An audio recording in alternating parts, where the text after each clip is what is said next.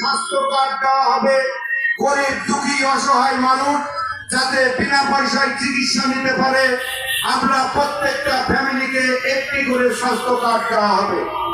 বাংলাদেশ জাতীয়তাবাদী দল যদি আমরা ক্ষমতায় যাই, ইনশাল্লাহ ইতিমধ্যে ঘোষণা দেওয়া হয়েছে প্রথম থেকে 1 কোটি বেকার যুবককে আমরা চাকরির ব্যবস্থা করব।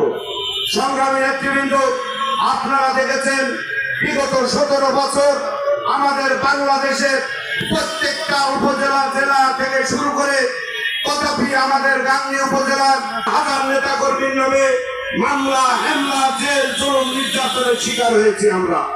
সংগ্রামী নেতৃবৃন্দ, আজকে বাংলাদেশ জাতীয়তাবাদী দলের বাংলাদেশের 18 কোটি যুবকের হৃদয়ের স্পন্দন বাংলাদেশের সাবেক রাষ্ট্রপতি শহীদ প্রেসিডেন্ট জিয়াউর রহমানের সহধর্মিণী বাংলাদেশের সাবেক 3